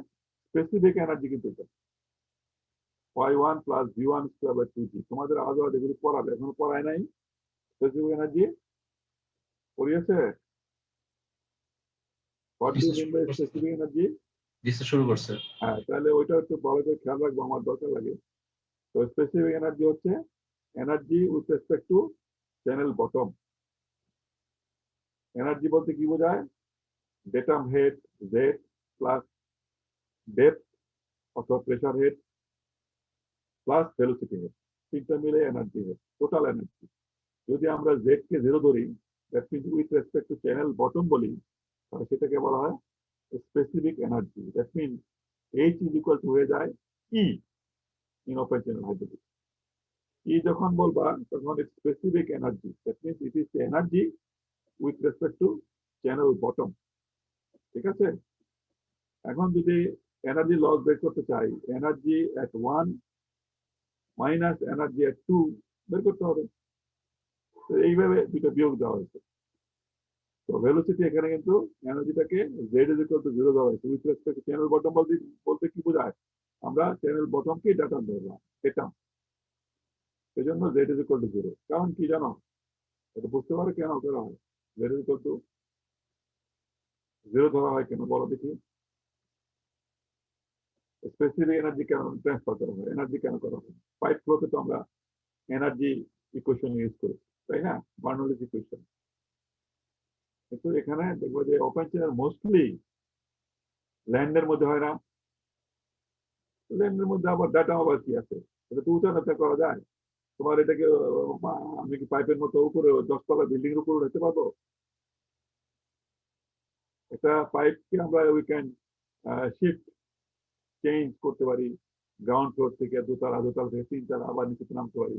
We can transfer from one place to another, datum change করতে পারি। কিন্তু ওপেন চ্যানেল বেলা তো মাটি তো মাটি, এটার উপরে কাটতে হবে।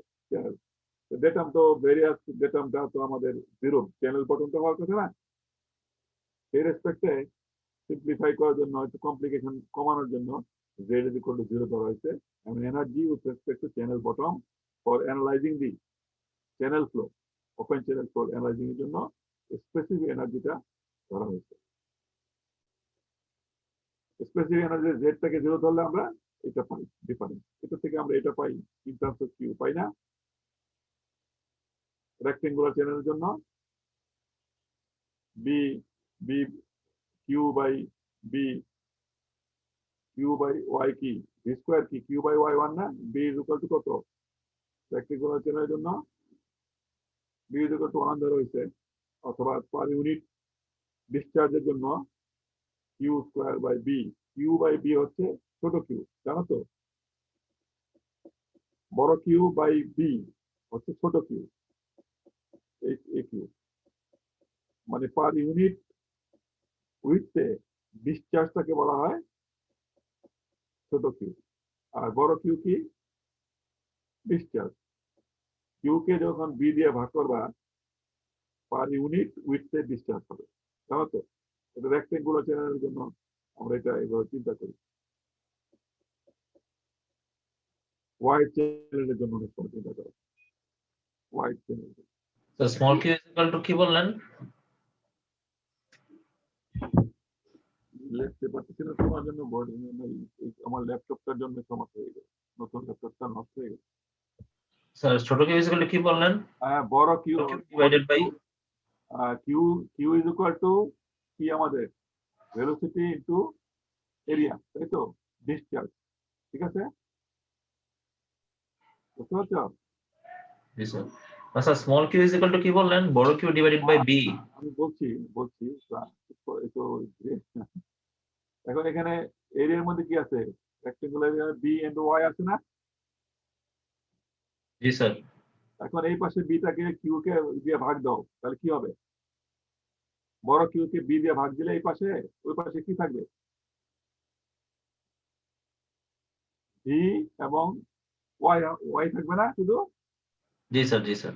এইটাকেই কিউ বাই বি কে বলা হয় ছোট Q, per unit with, per unit discharge, per unit with discharge, intensity of discharge বলা হয় এটাকে। অনেক সময় বিটাকে ইগনোর করা হয় বিকজ অফ হোয়াইট চ্যানেলের বেলা আমরা 1 মিটার ধরি, এই জন্য পার ইউনিট উইথ ডিসচার্জকে আমরা ডিসচার্জ ইন্টেন্সিটি অথবা মিটার স্কোয়ার পার সেকেন্ডে ডিনোট করা হয়। এটা হলো ছোট কিউ। ঠিক আছে, ছোট কিউ ইজ ইকুয়াল টু কি? জি স্যার, বুঝতে পারছি। Velocity into Y. এই জন্য ভেলোসিটির বদলে আমরা কিউ ডিভাইডেড বাই ওয়াই করে দিলাম। বিটাকে কিউ বাই বি কে আমরা ছোট কিউ দিয়ে ডিনোট করলাম। ঠিক আছে, বিটা এলিমিনেট করে দিলাম। এখন টুর দ্বারা এটা এখন এভাবে সিম্পলিফাই করলে এটা হয়। আলটিমেটলি দেখবা যে সুন্দর একটা ফরমেশন আছে ইকুয়েশনটা, ভেরি ইন্টারেস্টিং ইকুয়েশনটা আছে। Ultimately energy loss we can calculate by using y2 minus y1 to the power cube divided by 4 y1 y2। ঠিক আছে, এখন এখানে কিন্তু তোমার এখানে তোমার কিউ গেল কিউ বাই জি, এখানে স্যার আমাদের টাইম শেষ স্যার। শেষ হয়ে গেছে। তো জি তোমরা স্যার। একটু দেখে নিও ডিরাইভেশন গুলো। এখানে কিছুর জি মধ্যে স্যার। আমি দিয়ে দেবো সিস্টেমেটিক, কারণ এখানে সিস্টেমেটিক নাই। আমি সিস্টেমেটিক করে তোমাদের জি আপলোড স্যার। করে দেবো স্লাইডে। আর স্যার আমাদের লেকচার 2টাও স্যার দেওয়া হয়নি। লেকচার 2টা জি স্যার। লেকচার 2টা দেওয়া হয়নি। ওটা আমি লেকচার 2টা কোনটা দেখবো না, হ্যাঁ দেখে আমি দিয়ে দেবো। আমার মনে হয় দেওয়া না হলেও অন্য ক্লাসেরটা দেওয়া দেখে নি, ওই ক্লাসেরটা।